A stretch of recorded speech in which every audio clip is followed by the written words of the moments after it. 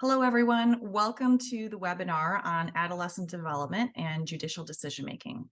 My name is Catherine Kafka-Waltz. I'm the director of the Center for the Human Rights of Children, which is an interdisciplinary academic center at Loyola University Chicago School of Law. I'm so pleased to introduce today's program. Before I do, I want to provide some context about the series we are offering in partnership with the National Association of Immigration Judges. Advancing Due Process for Migrant Children is an initiative led by Loyola Center for the Human Rights of Children in collaboration with the Civitas Child Law Center at Loyola and Northwestern University's Human Rights Clinic. Combined, we are a group of experts in human rights, international law, immigration law, juvenile justice, child protection, child and adolescent development, and more. This is an especially important conversation given the fact that more and more migrant children and families are arriving to the United States each year and appearing in immigration courts and before judges around the country. Today's program is the first in a three-part series addressing the intersection of immigration law and the child migrant. Our team is producing two work products for you as part of this initiative for each webinar. The first is the webinar training on topics identified by NAIJ as prescient to the work of judges in immigration court. Webinars will be provided by experts versed in cutting-edge research, science, and their application to law, the courtroom, and judicial decision-making. The second work product we are sharing with NAIJ is a corresponding written brief that provides a summary of the science and research being discussed, along with implications and considerations for practice within the courtroom. These briefs have been drafted by a cohort of multidisciplinary experts and reviewed by a broader cohort of experts, which include judges, to ensure we are providing you the most cutting-edge, succinct, and practical information to help you in your day-to-day work. All of this will be shared with you and colleagues via the NAIJ website. I'm so pleased to introduce our guest speaker today, Lisa Jacobs. Lisa is the Associate Director of the Civitas Child Law Policy and Legislation Clinic. She also manages the Center for Criminal Justice Research, Policy, and Practice, which seeks to advance fair, humane, and effective criminal and juvenile justice policy and practice. In her role with the center, she is a professor, she is a teacher, she also provides subject matter expertise and technical assistance to jurisdictions across the country, working to improve the outcomes of youth and young adults who are duly involved in child welfare and juvenile justice systems. And this is all done in collaboration with the Robert F. Kennedy National Resource Center for Juvenile Justice. And prior to the center's launch, Lisa Jacobs served as program manager for the Illinois Models for Change initiative, which was funded by the John D. and Catherine T. MacArthur Foundation to promote effective juvenile justice policy, practice, and programming in diverse jurisdictions across the state and nation. Before coming to Loyola University Chicago School of Law, Lisa Jacobs was the Director of Judicial Education for the Illinois Supreme Court with the Administrative Office of the Illinois Courts. During her tenure there, she assisted in implementing the Supreme Court's evidence-based practice initiatives in criminal and juvenile cases. Ms. Jacobs also serves as the Vice Chair of the Illinois Juvenile Justice Commission, which is charged with advising the Governor, General Assembly, and other stakeholders on matters of juvenile justice law and policy. She also serves on the board of directors for the Illinois Collaboration on Youth, which champions the safety, health, and success of Illinois' children, youth, and families by acting as a policy advocate and by connecting and strengthening the organization that serves them.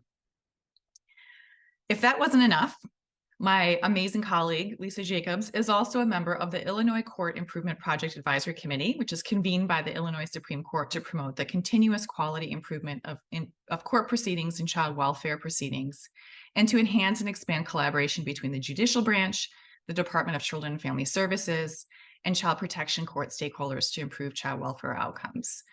We are so thrilled to have her present this content. And as some of you may know, this was a live presentation with another colleague of ours that was held on June 29th. And Lisa Jacobs and Dr. Elizabeth Kaufman often collaborate on these trainings. And so we're very excited for her to provide this recorded presentation for NAIJ. Lisa's presentation will also include the feedback, the questions, and comments that were discussed during the live training held on June 29th. And with that, I'll turn it over to my colleague, Professor Lisa Jacobs. an expert in how law and policy intersects with our understanding and scientific developments around childhood, adolescence, and emerging adulthood. Thank you. Good afternoon. Thanks for that introduction, Catherine. I am Lisa Jacobs with Loyola University Chicago's Civitas Child Law Center, where my work focuses on policy and practice when children, adolescents, and young adults are in contact with legal systems. That work currently includes child welfare or child protection systems, juvenile justice or juvenile delinquency systems, adult criminal justice, and criminal legal systems. And I'm particularly glad to be with you all today as decision makers in immigration systems in contact with children and young people. So before we get too far, I want to share my screen. There we go. So our roadmap for the time that we have together today is really around two key issues. The first is the principles of the research around adolescent development and what that research can tell us, both in the social science context, the neuroscience and brain research context, a little bit about the data, and again, what that tells us about young people in contact with all kinds of legal systems across the country, as well as the implications for decision makers in the kind of systems that I just mentioned, as well as decision makers in immigration contexts when children and adolescents are involved in those systems. So those are really the two key pieces of our roadmap today. But before we get started, or as we get started, I really want to ground the discussion in some sort of framing around what we mean when we say adolescence in these contexts. And you see an excerpt of one of the more recent studies or documents by the National Academy of Sciences on your screen, where they define adolescence as beginning with the onset of puberty, which, as we'll talk about in just a little bit, can occur at a very young age, and ending in the mid-20s, sometimes even later, depending on the impact of individual development, trauma, and community environments. But regardless of the lower boundary or the upper boundary of adolescence, we are absolutely talking about a critical period of development during which the brain is physically changing and structurally changing, and the relationships between young people and their peers, their families, and their communities is undergoing significant change. And clearly, I think the research and the data will indicate, as well as just our common sense and our life experiences, that those really profound changes occurring in adolescence have an impact not just on the individual adolescents and their communities, but on the legal systems with which they're interacting. But before we transition away from this reference to the National Academy document you see on the screen, I really want to point to the very last piece of the quotation on the screen, and that is referencing adolescence as a time of remarkable resilience and opportunity. I think very often in the legal systems with which I work, we view adolescence through a lens of risk and vulnerability, which I think we have to do, and we'll talk about the research and why that lens is so necessary. But we also need to look at adolescence through the lens of opportunity and resilience and strength. And so I think this last part of the quote is really important to ground our discussion today of adolescence as a time of great opportunity to ameliorate, address, and understand childhood trauma and harm, and really set young people up for a lifetime of success and well-being in their communities. So one of the first things when I talk about adolescent development and the implications for legal decision makers is really this quote that you see on the screen from Lawrence Steinberg out of an article that's now over a decade old, but still very relevant. Lawrence Steinberg's work is really critical because it really has framed the way the United States Supreme Court thinks about adolescence and some of the seminal decisions of the Supreme Court around the juvenile death penalty, the prohibitions of the juvenile death penalty, as well as the limitations on the use of extraordinary prison sentences and life without the possibility of parole for adolescents, Lawrence Steinberg and his colleague Elizabeth Kaufman, who I'll be referencing several times today. Their research, their thinking, and their writing has very much influenced the United States Supreme Court's case law around adolescence, and really has influenced the way many policymakers and practitioners think about adolescence. And so you see the quote on the screen in which Dr. Steinberg really lays forth the idea that there's incontrovertible and growing evidence that adolescence is a critical period of development that actually takes place far longer into our development and into our mid 20s, that we'll talk about a little bit, far longer than perhaps we previously understood. And while I think we're still thinking about what does this mean for our legal systems, what does it mean for judges, what does it mean for immigration judges to understand and apply the principles of adolescent development, we're still figuring some of those things out. There's absolutely no doubt that we have to take account of adolescent development if we want positive outcomes for the young people who come into our systems, as well as for the communities in which they live. So I think the quote from Dr. Steinberg here, even though it's a decade old, is really shaping our thought and our policy and practice even today.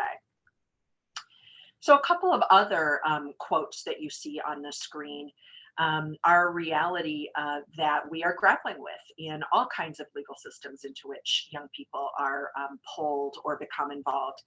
And the first one here is a quote from a book that was actually supported through the Department of Justice, the Office of Justice Programs, called From Delinquency to Adult Crime, in which they are exploring the involvement of adolescents and young adults in our legal systems. And frankly, setting out the proposition that age 18 is not a fixed age of maturation, that although we have drawn and continue to draw some boundaries, including in the immigration system at age 18, it is simply contrary to those legal assumptions that we still have in place in many cases. It is not a fixed state of maturation.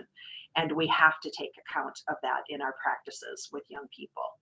And again, another quote from Dr. Steinberg as framing our thinking around adolescence as beginning around age 10 and lasting well into the mid 20s, which I know is a challenging thought, not just for our legal systems, but for many of our policymakers and practitioners to think of adolescence as stretching into the age of 25 or so.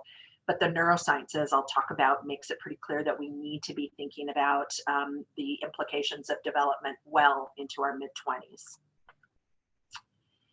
And so we're going to dive right into some lessons from the neuroscience and some of the key headlines that we in legal systems, as judges, as lawyers, as decision makers when it comes to young people, really have to understand and ground our policy and practice. And the first headline that you see on the screen in many ways is, or probably should be, a no-brainer, and yet it isn't. And that headline is that physical maturity, size, development, the status of having gone through puberty is simply not indicative of developmental maturity or capacity. Again, it may seem like a no-brainer, and yet we hear time and time again how important it is for judges to recognize that despite the fact that they may be looking at young people, including young adults, who are physically big and strong and capable, it really tells us very little or nothing about their maturity, their capacity, and their functioning, especially in the kinds of stressful situations that the young adults involved in legal systems are finding themselves in. And so this first headline that's really critical that we ground ourselves in is that physical maturity tells us nothing about the developmental capacity of a young person, despite the onset of puberty. As Elizabeth Kaufman, who I referenced before, her work is really shaping our thinking around policy and practice with adolescents, says what you look like has nothing to do with who you are as an adolescent. And while it's very counterintuitive, I think as individuals, we need to remember that as we're interacting with young people in these systems. So the second headline that the neuroscience and the brain research tells us is that different parts of our brain develop at different stages. This is healthy development, evolutionarily grounded, and that maturity in one area or one kind of functioning really tells us very little or nothing about maturity in another. Again, I'm a lawyer and not a developmental researcher, so I sometimes boil these down to kind of the headline findings from the neuroscience.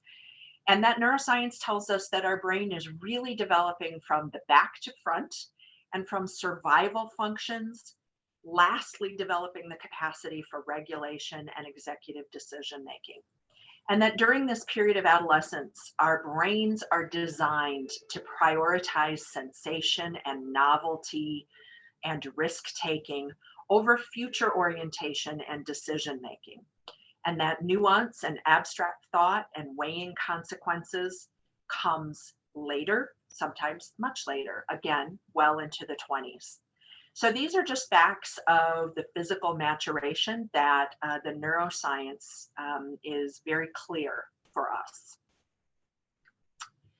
Another piece of the headline when it comes to the neuroscience is that cognitive maturity, or what we call intelligence, or what we think of as intelligence, is also not indicative of developmental maturity or emotional maturity. The article that you see here has a really complicated title that in some ways confirms my decisions to be a lawyer and not a neuroscientist.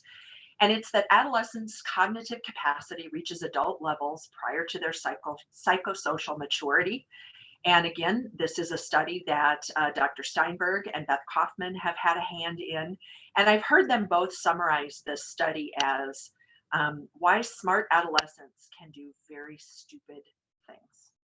And I think often when I'm in the room with judges or again, lawyers or other decision makers in these other legal systems, you can see people sort of recall, even as smart adolescents, as many of us were, who have gone on to legal educations and legal careers, we were often quite smart, quite capable intellectually, and yet also made very risky, very immature decisions at times.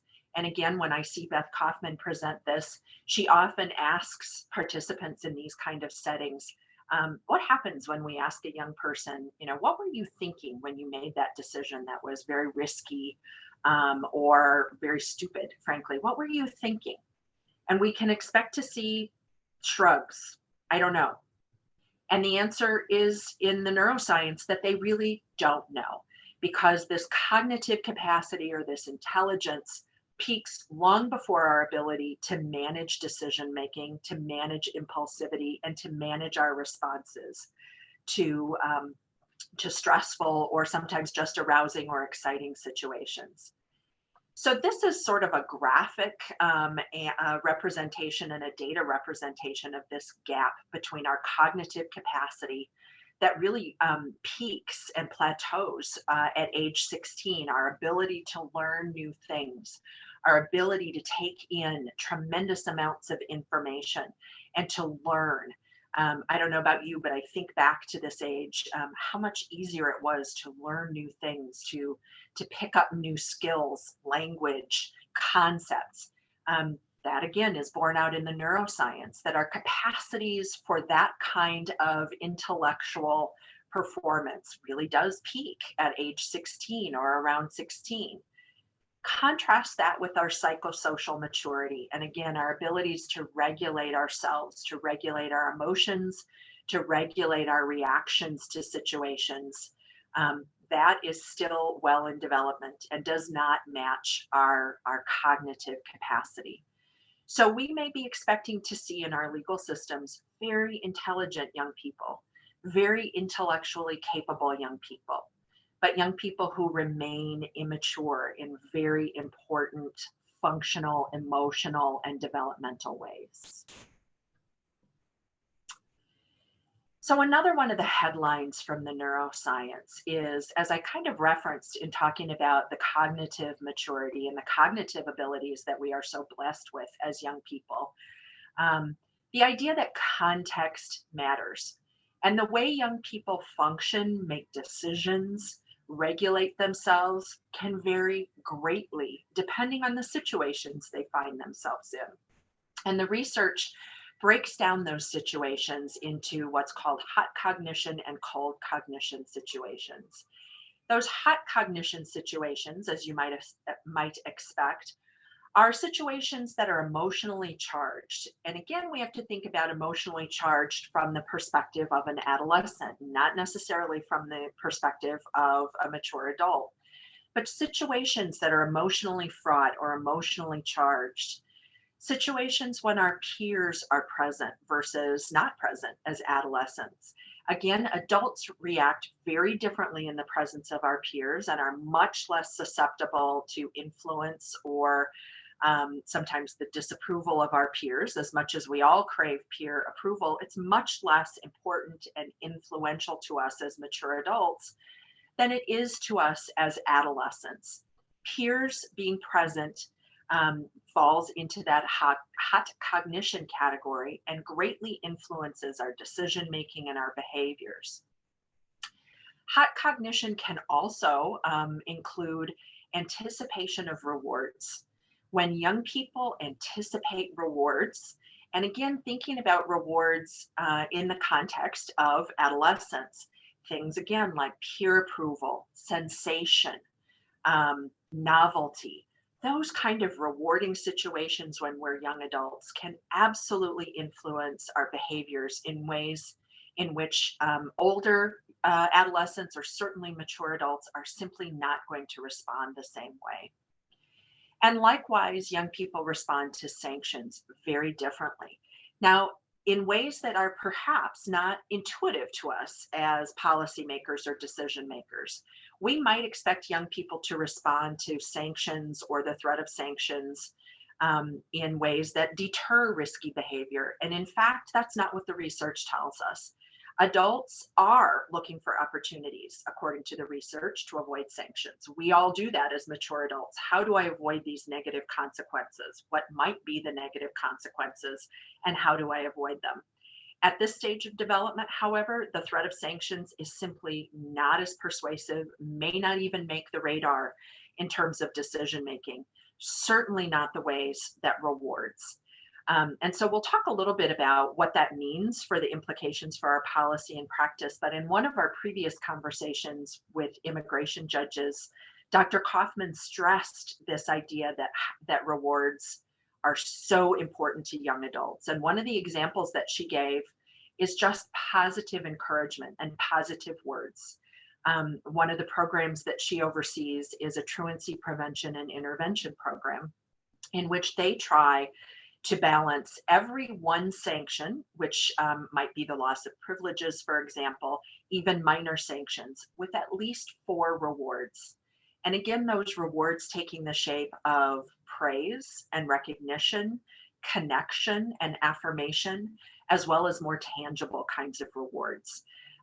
And in doing so, they think that they are seeing that adolescents are much more responsive to these rewards and to the possibility of rewards and affirmation than they are to the threat or the possibility of sanctions. So again, the headline here is that the context for adolescent decision making and adolescent behavior matters a great deal. And again, this distinction between emotionally charged situations versus more calm and neutral kinds of situations. So here you see a couple of definitions. That cold cognition setting is those kind of situations where there's deliberation possible and there's an absence of high levels of emotion, peer influence. Whereas hot cognition involves mental processes in charged situations where deliberation and decision making is either unrealistic, unlikely, or difficult. And you see one of the findings from the research there that when it comes to hot cognition and tasks in the research, young adults and adolescents being asked to do tasks, we see those performance indicators being significantly poorer, significantly worse for adolescents, teenagers, and young adults when young adults, adolescents, and teenagers are under stress or under these arousing circumstances than they are in these more calm and neutral settings. So what does that mean for a legal context? We might expect a legal proceeding, including an immigration proceeding, as being a relatively, a cold cognition setting. And it's simply not always the case. You see the research here around legal contexts really becoming stressful and arousing when young people are facing pressures by family, friends, peers, sometimes their own lawyers. This sort of heightened state of arousal and heightened state of arrest, and we can see decision making impaired for adolescents and young adults, including contexts such as interrogation or even interaction with a young person's own attorneys and own advocates. So we should expect to see impaired decision making. We should expect to see stressful and stress reactions when young adults are in these kind of contexts. One of the other headlines that we have to take into account from the neuroscience is the reality that this is also the age of onset of many of our serious mental health problems that we see in adolescents and young adults. So these are things like bipolar disorder, serious depressive disorders, anxiety. We see these onsets occurring in adolescence and emerging adulthood in particular. And at the same time, we know that young adults and adolescents and their family members or loved ones or caregivers have less capacity and less experience in managing these kind of serious behavioral health disorders.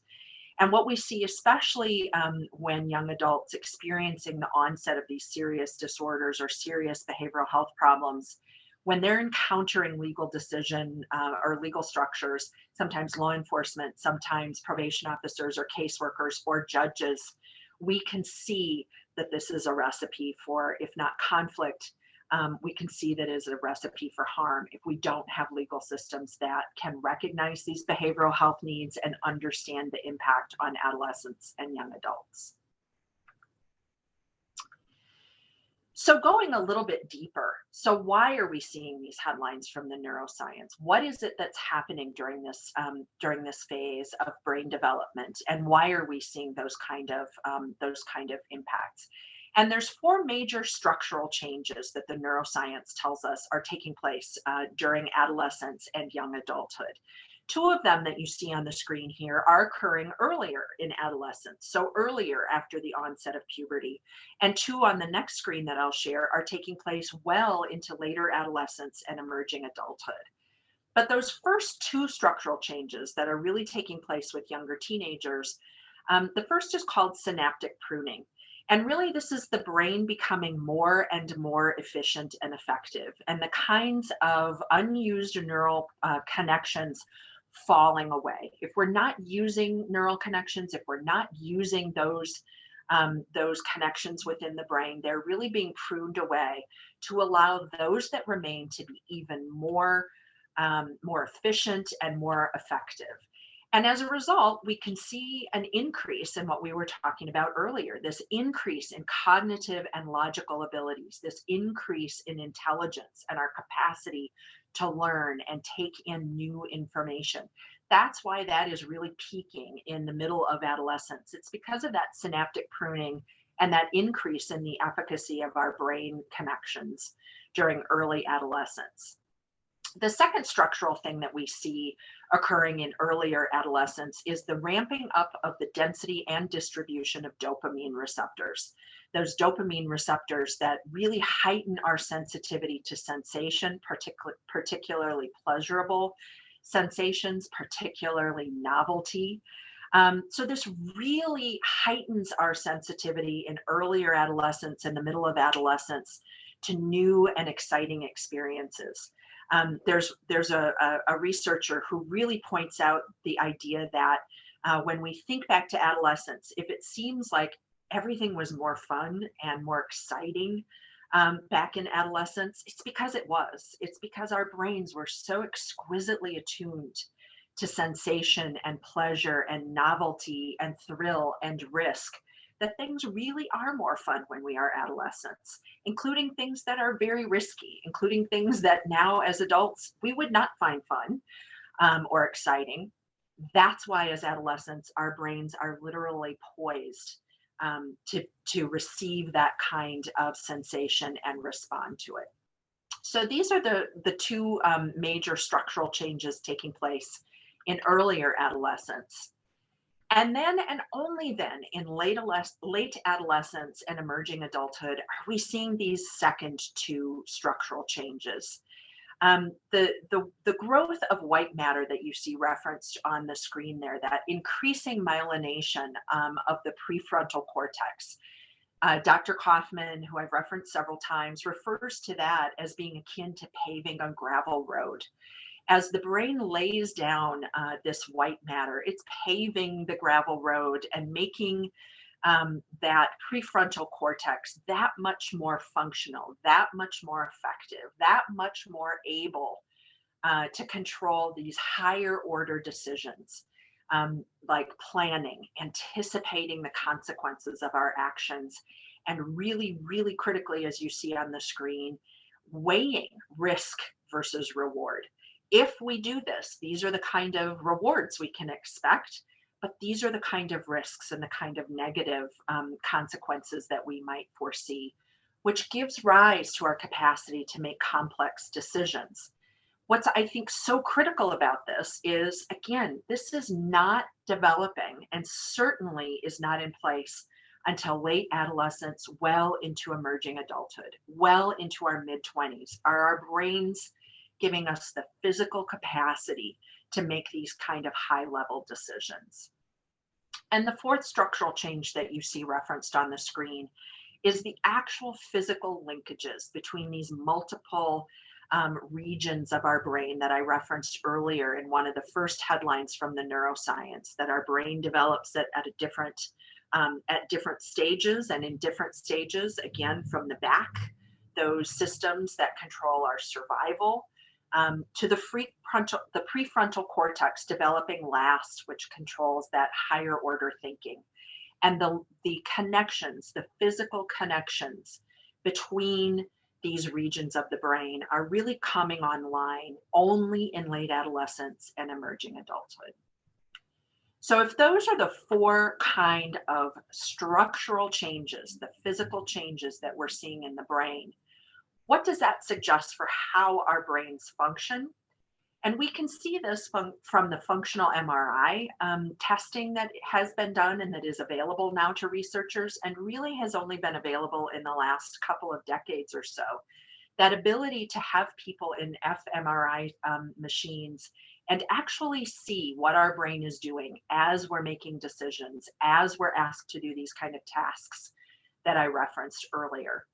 And so along with those structural changes that I referenced, the functional MRIs really point to three major functional changes during adolescence and emerging adulthood. And the first of those, again, is a positive, this increasing capacity for self regulation that really only comes online when our brains are fully mature. This ability to use multiple portions of our brain to weigh the situations in which we find ourselves and to perform tasks requiring self control, resistance from impulsivity, resistance to peer influence, particularly negative peer influence, and this higher level problem solving. I think closely related to that is the second one that you see on the screen, this ability to resist anticipated rewards and short term anticipated rewards. That's really what's coming online with these structural changes that are taking place in later adolescence and young adulthood. A decreasing hypersensitivity to anticipated rewards, to risk, and to novelty. Those are gradually becoming less attractive as these structural changes are taking place. And last but not least, this is a callback to that sort of hot cognition to cold cognition situations that we were talking about earlier. As these structural changes are taking place, we're increasing our capacity to respond appropriately and safely to arousing situations. Adult brains engage multiple brain regions, not just the limbic system, not just the amygdala, but we can employ multiple regions of our brain to weigh these arousing or sometimes threatening stimulation that we can see coming at us, including what is aggression or perceived aggression or anger from authority figures around us, including immigration judges or our peers, for example. And you can see the quote at the very bottom of the screen in red that I think is so absolutely critical as we think about these structural changes and what it means for brain function. And that is that every experience in adolescence, positive and negative, affects the brain and can affect, again, the physical development and the structural changes that we're seeing in the brain. So if those are the structural changes we see from the neuroscience and the functional changes we see from the neuroscience, particularly the functional MRIs, what kind of characteristics and behaviors should we expect to see among adolescents and young adults in these legal systems?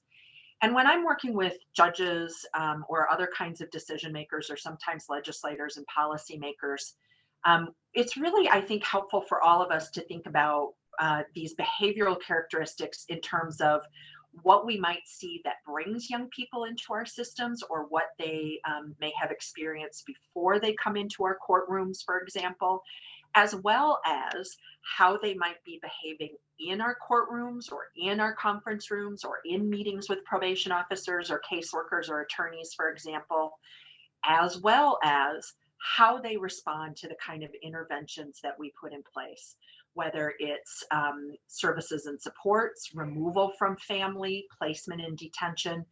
All of that neuroscience and developmental science really suggests, again, what we could expect to see from adolescents outside of our courtrooms, in our courtrooms, and the way they respond to the kind of legal and other interventions we've got in place.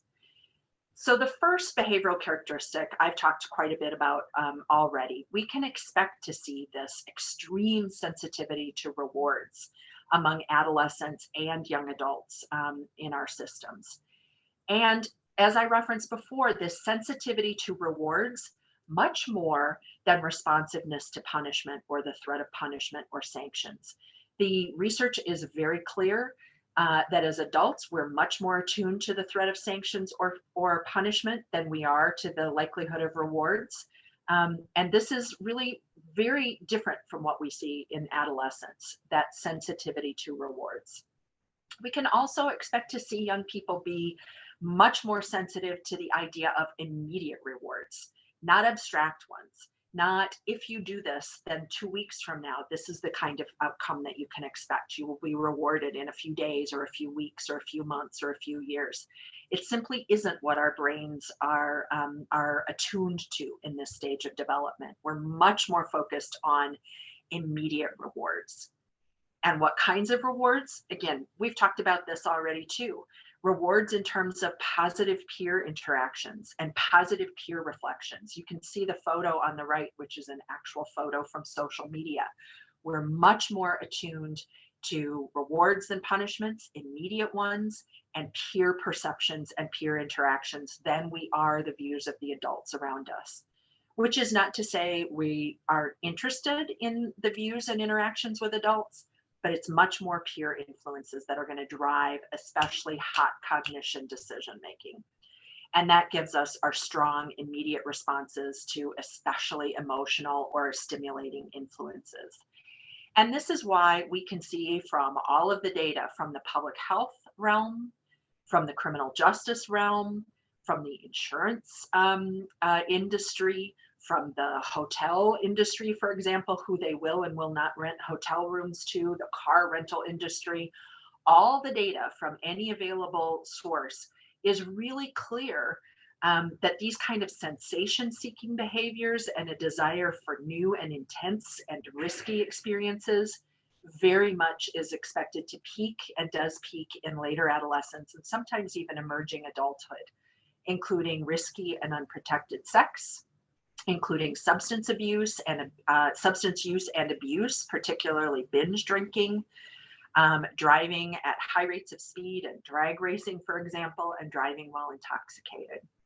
And it's really what the adolescent and young adult brain is driven to do. So our job is really, how do we ameliorate those risks? How do we keep young people safe while also reducing the harm of some of the legal system interactions that we see?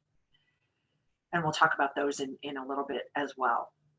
So, in terms of regulation, so if these are the responses to risk and reward that we can expect to see, what does that tell us about how young adults regulate behavior and maybe how we can help regulate the behaviors and the risk taking of young adults and adolescents? The reality is that external regulations, supervision by parents and caregivers, and even legal systems, this is the time of life in which those external safeguards are sometimes falling away or very much falling away. At the same time, young adults and adolescents are really building that capacity, as we talked about, through the structural changes in the brain and the functional changes in the brain, to develop that capacity for internal regulation, but it isn't completely developed yet. Another element that we see from the neuroscience and the developmental science with regard to regulation, how do we keep young people safe, is that it's very difficult for them to gauge the reactions and the perceptions of adults around them. And Beth Kaufman often shares a set of studies around adolescents and young adults, frankly, diminished capacities to interpret the emotional states of adults around them. So they will see a picture, for example, of an adult face. And we, as other adults, might say, oh, that's a person expressing concern or worry or even fear. Adolescents and young adults tend to perceive adult reactions around them much more often as anger, disapproval, sometimes even aggression, when that is in fact not what we as adults intend.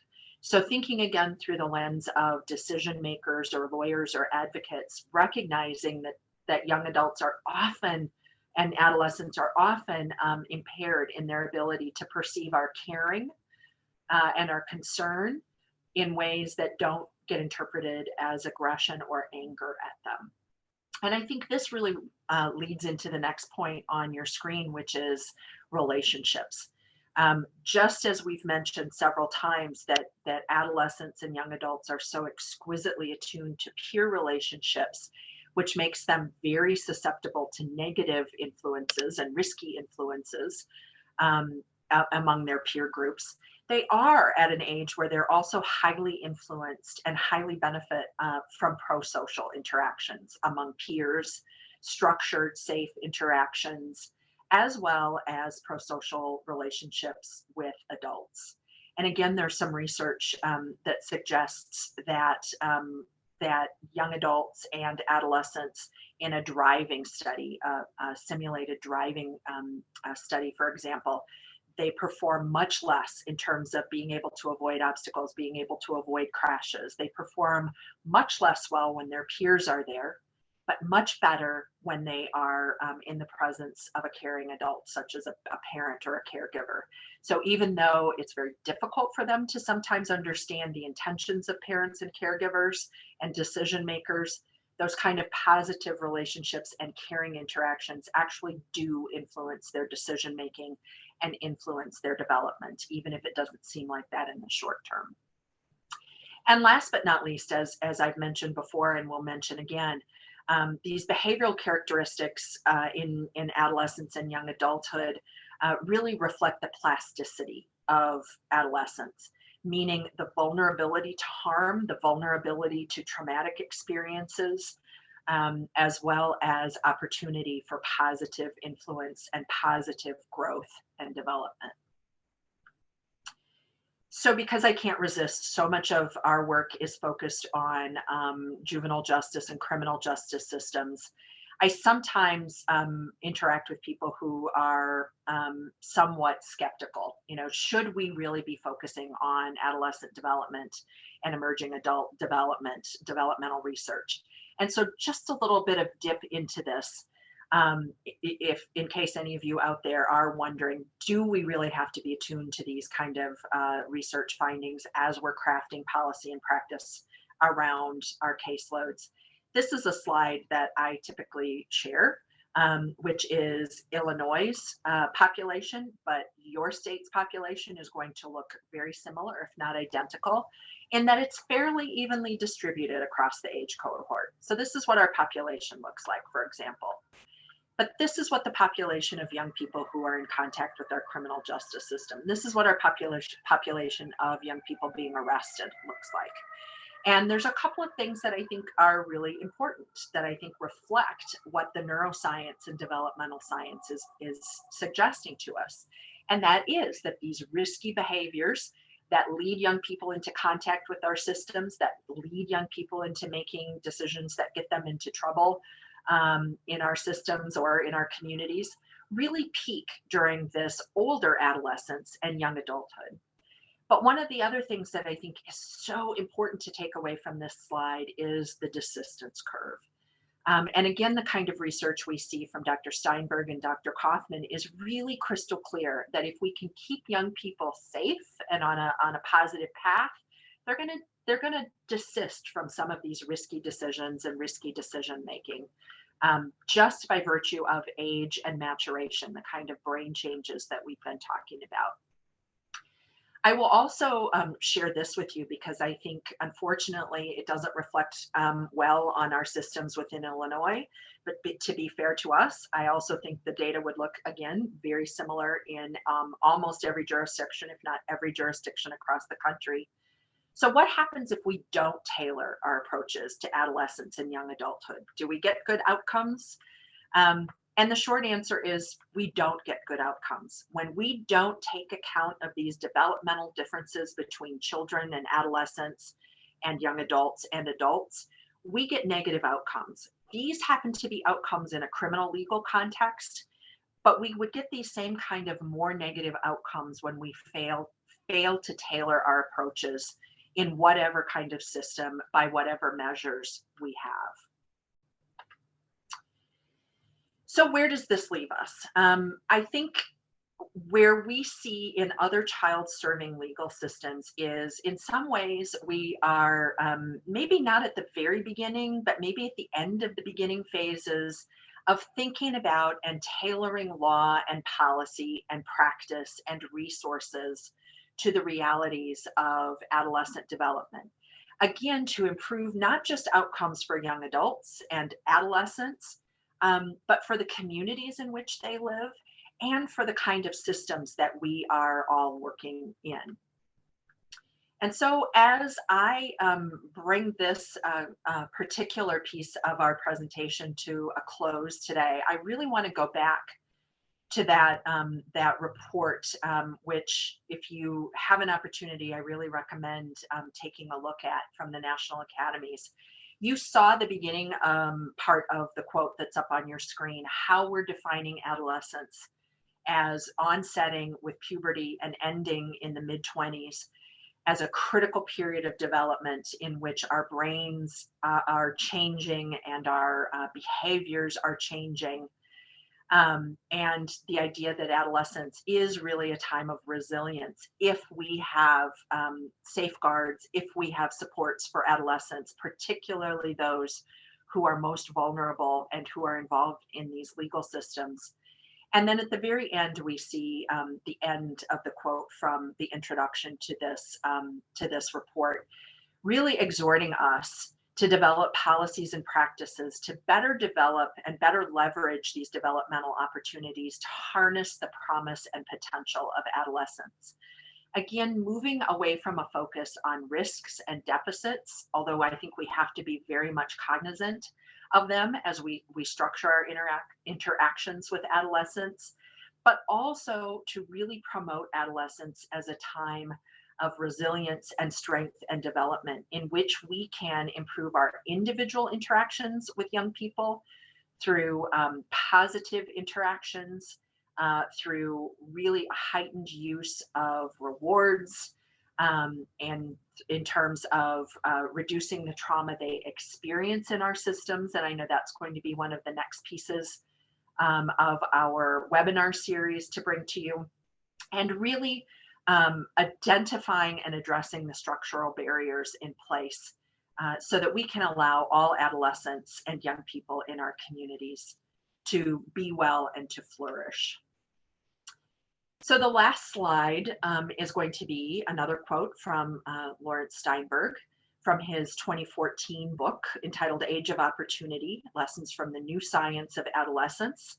And I really do want to stress that in many ways, this is new science that we are applying and that you all have an opportunity to apply in the immigration context. And you can see the quote here really makes the case that adolescence is this second period of heightened brain plasticity, not unlike the first 3 years of life. We've seen an emphasis on policy and practice and resource allocation to early childhood, which is absolutely critical in achieving positive outcomes and well-beings. But the research, I think, points us to adolescence and young adulthood as a second opportunity. And you can see the second part of this quote here, in which Dr. Steinberg refers to adolescence as an exquisitely vulnerable time because the brain can be damaged by harmful experiences, including potentially harmful experiences in our legal systems, but that we also, as decision makers in these systems, have an opportunity to capitalize on the tremendous opportunity of adolescence and young adulthood. And so I'm really pleased to have had the chance to spend a little bit of time with you all and commend you for the work that you're doing in the immigration context and for your interest in exploring the implications of adolescent development research on the kind of decisions you make and on the kind of policy and practices that you put in place. So thank you for your time. Thank you so much for that wonderful presentation. I want to thank the National Association of Immigration Judges and those of you who are watching this webinar and participating in this series. We are very excited to also share information about our subsequent trainings with you. If you have feedback about the training or any other questions that you heard about it, please feel free to follow up with the Center for the Human Rights of Children or Judge Jeremiah Johnson with the National Association of Immigration Judges. The recordings and brief are available on the National Association of Immigration Judges website. Our next webinars, Trauma in Childhood and Adolescence, which includes content on research, law, and policy for consideration in immigration proceedings, will be held in August 2023. Please stay tuned for specific dates on that. And our third training will be conducted in October, which is entitled Adjudicating Discretion, How to Consider Negative Factors in Children's Cases. And we have a slide here that also presents our contact information, more information about our center, more information about NAIJ. And again, thank you so much for participating in this webinar. We encourage you to provide your feedback. We'd love to hear from you to learn if this content is valuable or how we can improve it for the next time. Thank you.